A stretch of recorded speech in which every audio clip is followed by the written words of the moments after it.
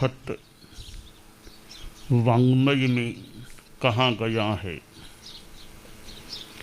खवेन्ति अप्पाण ममोह दंशिणो तवे रया संजम अज्जवे गुणे धुनन्ति पावा इम पुरी कड़ा इम नवाई पावा इम नते करेन्ति। हमारे इस मनुष्य जीवन में सबसे महत्वपूर्ण कार्य हो सकता है और वह है अपनी आत्मा को निर्मल बनाने की साधना करना। जो साधु बन जाते हैं और जो फिर अविवाहित अवस्था में ही संत बन जाते हैं, महंत महान बन जाते हैं, त्यागी बन जाते हैं, वह तो बहुत बड़ी बात है। अविवाहित अवस्था में दीक्षित होकर लंबे काल तक संयम पालन कर लेना। ऐसे जो साधु हैं और गृहस्थ भी कई बहुत अच्छे साधक हो सकते हैं, और जो साधु अमोहदर्शी, अमोह को देखने वाले, कि बस वीतरागता जिनके सामने है, वीतरागता, समता, शांति, वीतरागता, अमोहदर्शी जो जीव हैं, आत्माएं हैं, वे अपने कर्मों का क्षपण कर देती हैं, कर्मों को काटती हैं। पर वो कैसे होते हैं अमोहदर्शी? अमोहदर्शी हैं साथ में तवे रया, तप में जो निरत हैं, तपस्या करते रहते हैं। उपवास आदि तपस्या है, कोई तेले तेले पारणा करने वाले, कोई बेले बेले, कोई एकांतर करने वाले, और कोई लंबी तपस्या, मास खमन और भी ज़्यादा दिनों की तपस्या। कितनी बड़ी बात है कि जीवन में यूं तपस्या करना, रोज भोजन नहीं करना, 2 दिनों के अंतराल से, 3 दिनों के अंतराल से या 1 दिन के अंतराल से यूं भोजन करना। रात्रि भोजन का त्याग है, इसका मतलब वर्ष में 6 महीने का तो त्याग हो ही गया। हमेशा रात का चौविहार है तो वर्ष में मोटा मोटी 6 महीने का तो अनाहार हो ही गया। इसके अलावा फिर कोई नौकारसी, कोई पौरसी, कोई एकासन करते हैं। एकासन करते हैं, बस 1 घंटा में जो खाना सो खा लिया, दवाई लेना सो ले लिया। रोज एकासन करना, रात का तो चौविहार है ही, फिर केवल 1 बार भोजन करना, दवाई लेना हो तो उसी के साथ ले लिया। यह भी एक अपने आप में तपस्या है। 1 बार का भोजन, और पानी भी 1 ही बार कोई ले, कि भोजन के साथ ही पानी लेना तो ले लिया, अब और न पहले न पीछे पानी भी नहीं पीना। तो रात्रि भोजन का त्याग रखना जीवन भर, जब से व्रत ग्रहण कर ले, यह भी एक विशेष बात। बरसों तक रात्रि भोजन से विरत रहना, न खाना न पीना रात में, बड़ी एक संयम की या तप की मान लें जो भी साधना है। तो शास्त्र में कहा गया तवे रया तपस्वी रतहा, जो तप में रत हैं। यह अनाहार की तपस्या है और यह उपवास आदि की तपस्या है। ऊनोदरी करना भी तप है। भोजन में बैठ करके भी ऊनोदरी करना, किसी किसी के लिए तो उपवास कराओ तो कर दूंगा, भोजन करूंगा तो फिर ऊनोदरी और मान लो मुश्किल है कि भोजन सामने आ गया, अब ऊनोदरी मुश्किल है। तो भोजन सामने आने पर अच्छे अच्छे मनोज्ञ पदार्थ हैं कि फिर भी संयम रखना, नहीं खाना, पेट को हल्का रखना। ऊनोदरी, ऊन पेट को कम रखो, हल्का रखो। तो ऊनोदरी में गुण घना, ऊनोदरी में गुण घना। ऊनोदरी में बहुत गुण है कि कम खाया है तो थोड़ा शरीर भी यूँ हल्का ठीक रह सकता है। साधना स्वाध्याय में थोड़ा मन भी अच्छा लग जाए। रात को कम खाया वे रात को पेट और शांति में रहते हैं। तो ऊनोदरी भी एक तप है। सामने मनोज्ञ पदार्थ पड़े हैं, मनुहार भी की जा रही है, फिर भी अस्वीकार कर देना कि नहीं नहीं खाना है, यह भी एक प्रकार की साधना है। जिसके प्रति आकर्षण है, खाने की जो चीज जिसके प्रति आकर्षण है उसको छोड़ देना, नहीं खाना, एक साधना का प्रयोग है। और विगय वर्जन करना कि कोई मिठाई नहीं खाऊंगा, कोई तलवा चरकी चीज़ें नहीं खाना, आज चीनी भी नहीं लेना, आज घी नहीं लेना, तेल नहीं लेना, दूध नहीं लेना, दही नहीं लेना, विगय वर्जन। तो यह भी एक संयम की अच्छी साधना है। विकृतेर वर्जनम रस परित्याग है, रस का परित्याग करना, विगय का वर्जन करना। अब एक तो नहीं खाना, वो भी अपने आप में बड़ी बात है, बहुत अच्छी बात है। भीतर से आसक्ति का भी छूट जाना, भीतर में भी एकदम कोई आसक्ति है ही नहीं। कई बार का नहीं खाना ठीक है, पर मन में वो आसक्ति है, छोड़ तो दिया आज नहीं खाना है, मन में आसक्ति है, आकर्षण है, वो भी छूट जाए। श्रीमद् भगवद गीता में एक श्लोक आता है, विषया विनिवर्तन्ते निराहारस्य देहिनः रसवर्जम रसोप्यस्य परम दृष्ट्वा निवर्तते। कि निराहार है, आहार नहीं करना या विषयों का ग्रहण नहीं करना, तो विषया विनिवर्तन्ते, विषय विनिवृत्त हो जाते हैं। कैसे? रसवर्जम, रस नहीं छूटा है, विषय छूट गए, रस नहीं छूटा। रसोप्यस्य परम दृष्ट्वा निवर्तते, रस है, आसक्ति है, वो कब छूटती है? परम का दर्शन होने पर वो रस आसक्ति भी छूट जाती है। इससे बढ़िया कोई चीज है, उसको देख लिया, अरे ये चीजें तो छोटी है, इससे बढ़िया तो वो चीज है।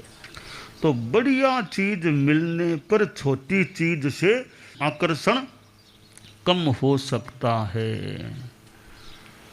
हम एक उदाहरण से समझें। एक 4, 5, 6 वर्ष का बच्चा है, पिता ने उसको खिलौने के रूप में एक कार, छोटी सी कार खिलौने के रूप में ला करके दे दी। उसके पहिए भी हैं, और वो बच्चा दिन में कई बार कार को चलाता है, वो पहिए चलते हैं, कार को धीरे धीरे चला के यहाँ से वहाँ ले गया, वहाँ से यहाँ लेके आ गया। अब वो खेलता है, उसके लिए कार कितनी बढ़िया कार, वो खिलौने में उलझ गया। छोटी सी वो खिलौने की कार है, उसको चलाता रहता है। ठीक है, अब देखिए वो बच्चा 16, 17, 18 वर्ष का हो गया। अब वो क्या कहता है, अब तो असली कार ला के दो मुझे, असली वो कार लाओ। अब वो छोटी कार से उसका मन हट गया, अरे यह तो खिलौना था, मैं इसमें तो बचपन में था, अब तो बड़ा, अब तो मुझे पिताजी वो असली कार ला के दो, अब उसमें बैठूंगा, चलाऊंगा या घूमूंगा। अब उस बच्चे का आकर्षण जो पहले उस खिलौने के रूप में कार के प्रति था, अब उस बड़ी कार को जान लिया, समझ लिया, देख लिया, अब उस बड़ी कार के प्रति आकर्षण हो गया, छोटी कार से मोह दूर हो गया। यानी बढ़िया और बढ़िया चीज जब सामने आती है तो कम बढ़िया चीज के प्रति हमारा अनाकर्षण भी हो सकता है। तो कहा गया परम दृष्ट्वा रसोप्यस्य परम दृष्ट्वा निवर्तते। जब पर का, उत्कृष्ट का या श्रेष्ठ तत्व का या आत्मा का या परमात्मा का दर्शन हो जाता है तो ये जो पदार्थों के प्रति रस है वह भी छूट जाता है। बच्चा छोटी कार में, छोटा 4-5-6 वर्ष का बच्चा छोटी कार में उलझा हुआ है, कई आप लोग बड़ी कार में उलझे हुए हैं, इतना फर्क है। बच्चा छोटी कार में उलझा हुआ है, आप लोग आसातना न हो, कई बड़ी कार में उलझे हुए हैं, बड़ी कार में घूमना करना। तो बच्चे के लिए छोटी कार, बड़ों के लिए बड़ी कार। तो ये जब बाहर की चीज़ें हैं, पदार्थों की उपयोगिता भी होती है। अब छोटी कार में उलझावा, बड़ी कार में उलझावा, भीतर की ओर जब गति हो गई, अब कार नहीं, अब तो कोई नमस्कार साधना, इन कारों को नमस्कार। अब तो बड़ी चीज़ परम साधना, परम मोक्ष धाम चाहिए, वीतरागता का सुख चाहिए। तो छोटी कार बड़ी कार भी छूट जाती है जब परम के साथ हमारा लगाव हो जाता है, आत्मा के प्रति लगाव, वैराग्य भाव जागता है, छोटी बड़ी कार भी छूट जाती हैं। साधु लोग, संत जन, मुनिवर, चारित्रात्माएं, जिन्होंने छोटी कार को भी मानो छोड़ दिया और बड़ी कार को भी एक प्रकार से एक सीमा तक छोड़ दिया। अब वे कार अपने पाँवों से चलना है, या ठीक है साधन आदि की जो भी व्यवस्थाएं हैं वर्तमान में, तो इन पैरों से चलने वाले कितनी यात्रा कर लेते हैं। परम पूज्य गुरुदेव तुलसी ने कोलकाता की यात्रा की, राजस्थान से कोलकाता पधारे, तो कौन सी कार में वे विराजे थे? पैरों से चलकर कहाँ थड़ी राजस्थान से, मानो सरदार शहर से मान लें चले तो कहाँ तक सरदार शहर थड़ी जो भी चले, और कहाँ बीच में कानपुर में चतुर्मास किया, विक्रम संवत 2015 का, फिर कोलकाता में 2016 का चतुर्मास किया, फिर 16 के चतुर्मास के बाद चले ठेठ मंत्री मुनि मगन मुनि सरदार शहर में, वो तो पहले ही काल धर्म को हो गए थे प्राप्त, सरदार शहर पधारे, ठेठ राजनगर मेवाड़ पधार गए। तो वो इस आप वाली कार में विराज करके नहीं पधारे थे, पैरों से चलकर कितने मतलब जो भी पधार गए।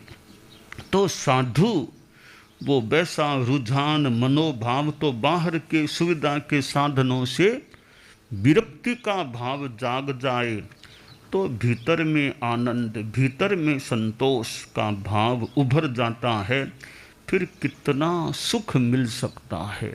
तो शास्त्र में कहा गया तवे रया, जो तप में रत रहते हैं, और इधर स्वाध्याय भी तप है, ध्यान भी तप है, प्रायश्चित भी तप है, विनय करना भी तप है, वैयावृत्ति सेवा करना भी एक अपने आप में तप है।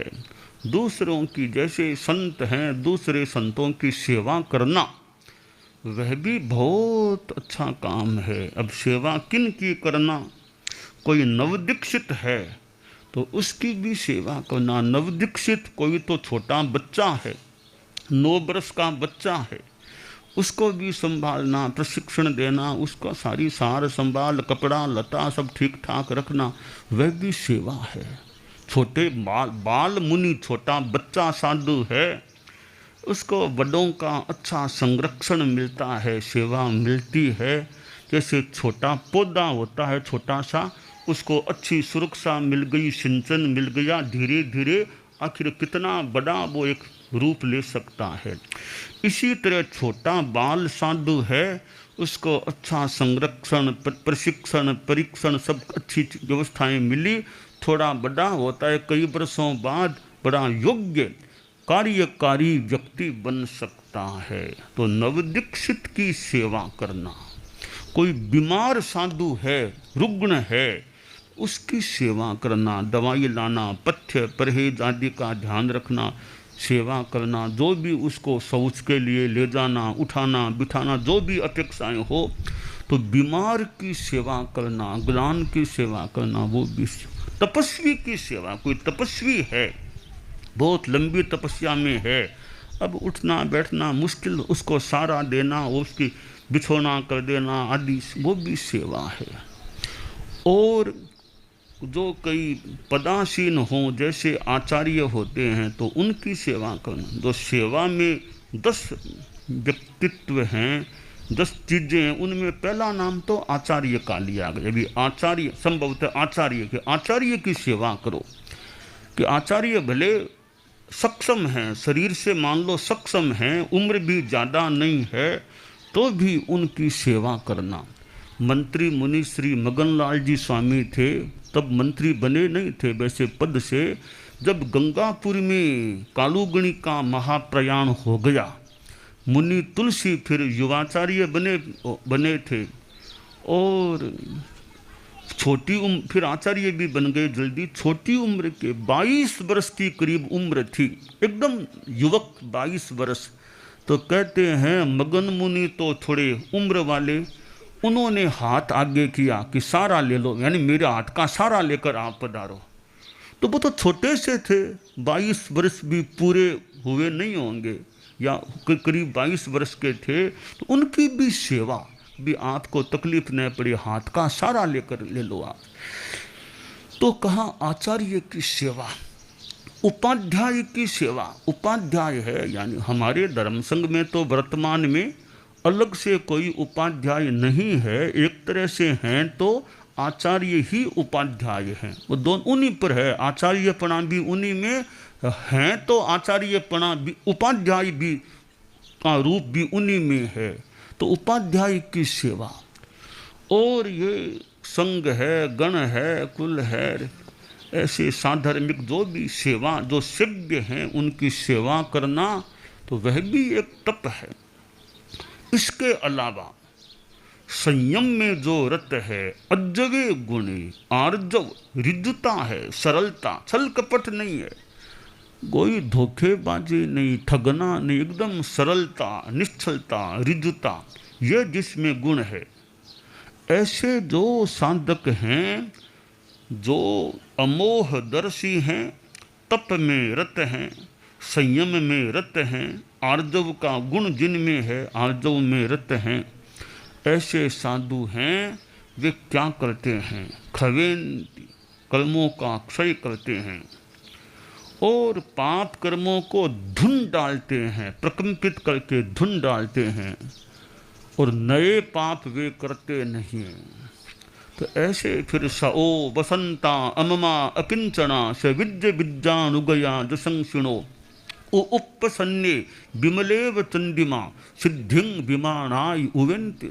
सदा उपशांत रहने वाले, शांति में रहने वाला, अमम ममकार मोह ममत्व से रहित है, अकिंचन है, और ऐसे आत्मविद्या से युक्त, ऐसे फिर वो मोक्ष को प्राप्त होते हैं। तो सओ वसंता अममा अकिंचना स विद्य विद्या अनुगया दशंसनो उपसन्ने विमलेव चंद्रमा, विमल चंद्रमा की तरह निर्मल, सिद्धिं विमानाय, या तो सिद्धि मोक्ष में जाते हैं या देवलोकों में जाते हैं। तो हम सिद्धि की प्राप्ति की भावना रखें, और तपस्या, आर्जव गुण, संयम आदि आदि का विकास करें, यह हमारे लिए श्रेयस्कर हो सकता है।